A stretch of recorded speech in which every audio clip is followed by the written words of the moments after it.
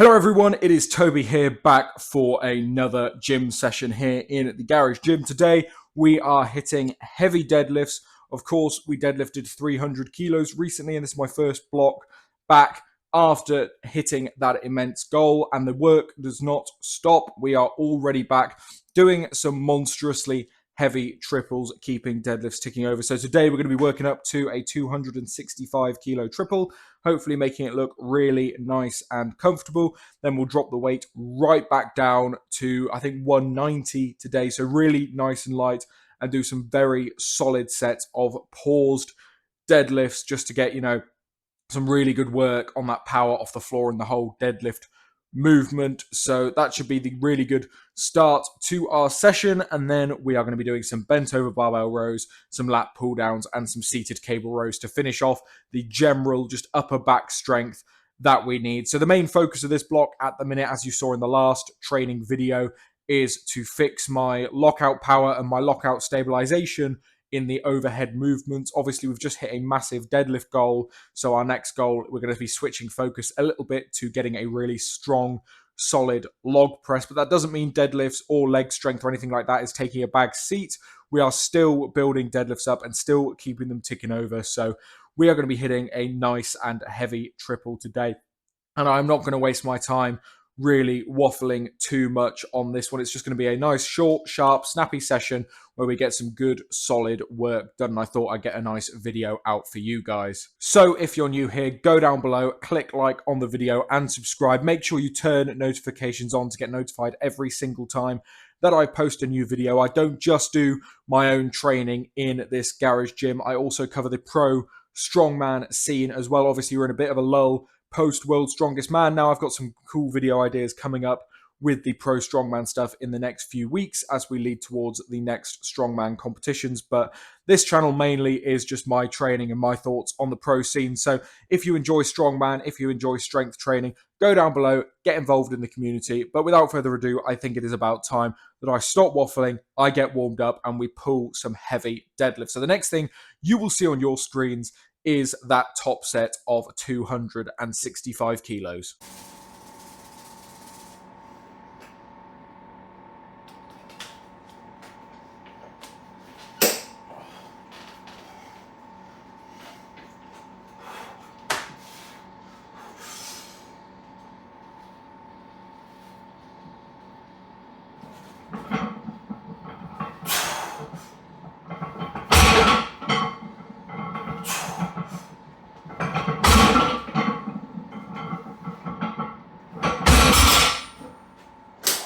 Well, I think you know where this is going. That 265 kilo triple moved possibly the best deadlifts have ever moved. That felt so good. Like normally with weights upwards of like 260 for me, it feels really slow off the floor and then just consistent all the way up to lockout. With these 265 triples, yeah, it felt like a little bit slow off the floor, but then it felt like it accelerated to lockout. It felt like the lifts got easier and easier, which is just absolutely awesome. Like, yeah, my PB's 300 now, but this is still getting up there with close to the heaviest triples I've ever done. My heaviest triple to date has been 275, I believe, or 270. I don't actually know, one of those two. Next week we've got 275, but I can tell you now that 265 hasn't moved close to that good almost ever. That felt really solid, like insanely good. So I am really pleased with how that felt. And I think in large part that is thanks to dropping down and doing some nice light pause deadlift sets of 5. So I've taken pause deadlifts quite hard in the past. We've taken them up to like 220-ish kilos, but for sets of like 1 or 2, maybe 3. Now this block, we're taking them a lot lighter, down to 180, 190 sort of kilo territory, and doing sets of 5 and really making sure that that pause is a very solid pause right off the floor. So obviously this is a deadlift bar, so it flexes a fair bit. So if I can pull that slack and pause as the weights hover just off the floor and then explode up, it helps me get used to that whip, get used to that little bit of slack pulling that you get with a deadlift bar. And honestly, it's been paying off fantastically, as you can tell. So that's what we're going to do now. We've got 2 sets of 5 at 190 kilos. I'm not going to film both of them because I expect them both to look the exact same. So for your guys' benefit, you only really need to see one of those 2 sets. So I'm going to knock them both out the park, film one of them, and yeah, you'll be able to see that the weight doesn't look very heavy, very hard. And for me, it isn't really. 190 is a weight that I'm incredibly comfortable with on deadlifts. But the real challenge is that pause and being able to explode up and accelerate out of the pause. So it's a bit like a combo between a pause deadlift and a speed deadlift. But instead of rocketing off the floor as quick as you can to lock out, we've got that pause in there to interrupt the lift and just make you much more like spatially aware of your body and how it's moving in the deadlift. It's a fantastic accessory, and deadlifts don't always have to be super heavy, super challenging to be worth it. For me, going a bit lighter on these pause deadlifts and really focusing on how my body's moving has had tremendous carryover to the heavy weights. So that's what we're going to do. I'm going to stop waffling once again. I tend to get a bit carried away talking in these videos, so trying to keep them a bit more snappy for you guys. But yeah, I'm going to load this bar down to 190 and we'll smash out those pause deadlifts.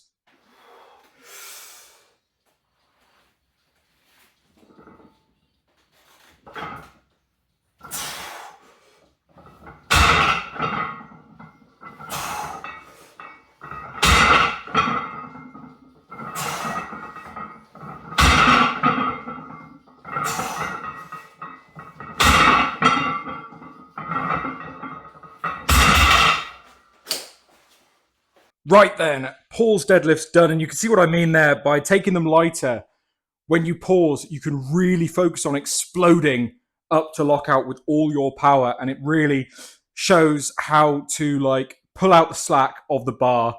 And even though it's stopping or slowing, like with me, power off the floor is the big problem. So if I pause and go to a full stop of momentum and then explode up to lock out and accelerate, it ingrains that movement pattern into my mind and into my body, that when it feels heavy and hard off the floor, well, my body is used to exploding from a complete standstill from there. So it should be used to grinding out a rep a bit better and being more explosive and accelerate through sticking points like that. So it's a really fantastic thing to do to ingrain that motor pattern into your brain. And it doesn't take too much away from your main sets or the rest of the session because it is a lighter accessory and you're already primed after pulling such a heavy weight just beforehand. But either way, now we're going to move on to the upper back accessories for this session. And that's sort of a misnomer there, because bent over rows, many people think, yes, they're fantastic for upper back strength, which they are. They are brilliant, but they are also fantastic for ingraining that motor pattern of holding a position there with your sort of legs and arse stuck out behind you like that. So when you're rowing, you're holding that position. And that is the same position you're in for a deadlift, obviously. So by holding that position and doing reps of rowing there, it teaches your body to be more comfortable in that position, and not only fries the upper back from the actual rowing movement, but also fries your hamstrings, your glutes, your lower back from holding that position with a fairly heavy weight. So for me, bent over rows aren't necessarily the best thing for my upper back, but they are fantastic for ingraining that position, which is mainly why I do them. So you'll see when I do my rows, the range of motion that I'm getting on the actual row portion isn't as good as it could be, because obviously I'm wearing 2 belts, I'm braced, so there's not far for the bar to really go. But the main benefit for these is going to be holding that position for a set of 8 to 10. And then we will really fry the upper back with the lat pull downs and the seated cable rows at the end, where obviously that's more isolated. That is more just upper back. So that's why we're doing them. Obviously, there are better things to do if you want to just isolate the upper back, but that is not why we're doing them. So again, I've got 2 sets of these, 6 to 10. I've been sort of aiming around 8 to 10 and trying to maintain that position and using as little momentum as possible. So we'll see where we end up today, but I've got 2 sets of those, and I'll again film one of them, show you it, and then we will jump in to the final bit, which is going to be lat pull downs, seated cable rows.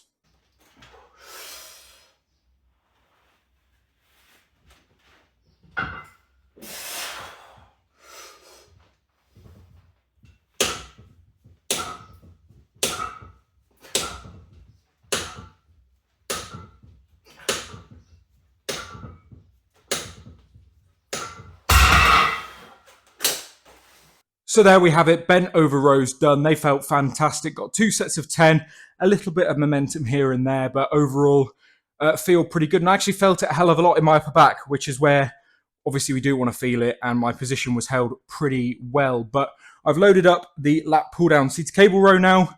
I use the mag grip on this because it's like a thumbless, sort of nice grip to use. It feels very comfortable, and I like the thumbless grip because it is a bit more like in strongman holding like a sandbag or something, and especially with seated rows, being able to pull that in like that is very similar to pulling in like a sandbag or a shield or something. So that's why I like to do that, but main reason is it's just comfy to feel. I don't have to use like straps or anything, and I feel like I get a good stimulus through the back on that. So I mean, these are a classic. Everyone knows a seated cable row and a lat pull down.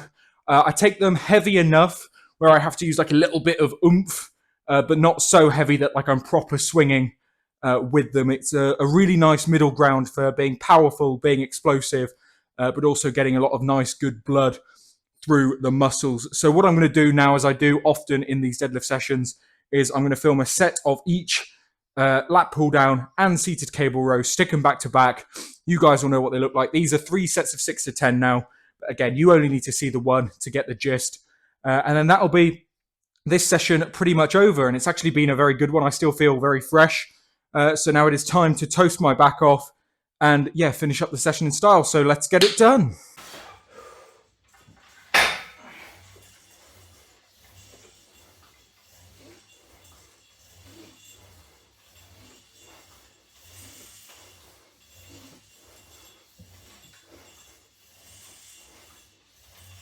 So what do you notice is missing from that little montage? Yes, I know, seated rows. I keep doing this. Whenever I say I'm going to film lat pull down seated rows, I just lock in and I get them done, jamming out to music. It's just one of those exercises where I just get carried away and forget to set up the camera and forget to get into it. But I hope everyone knows what a seated row looks like. So I'm not going to bother like faking a set or doing another extra set for it. Like I got the work done. That's what matters. And everyone knows what one looks like. But I do apologize because I do keep promising in these deadlift videos that I'll film lat pull down seated rows and then either forget to film a set or something else. But wow, what a deadlift session, eh? I am completely fried now. Like that was a proper good ending to the session as well.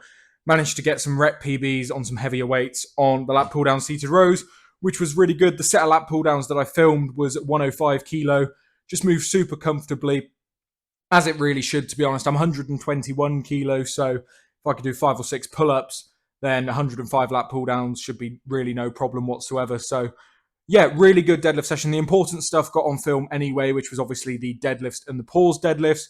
No real deadlift goal in mind right now, just keeping it ticking along, keeping getting better.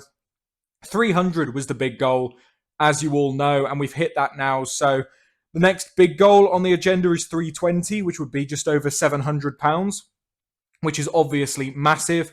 But I'm not going to put any time scale on when we get that, when we go for that, any sort of thing like that. We're just going to keep improving, keep getting better. And I mean, deadlifts, as long as we're lifting heavy every week, that's the fun part, right? So yeah, now what we're doing, obviously, as I mentioned earlier, our whole focus is on getting a big log press right now, improving that stability, making some real strides and gains overhead, because overhead has been my weakness in the last few competitions. So that is where we're sort of heading at the minute. But I won't waste any of your day listening to me waffle loads. All I will say now is thank you so much for watching. I hope you enjoyed the deadlift session.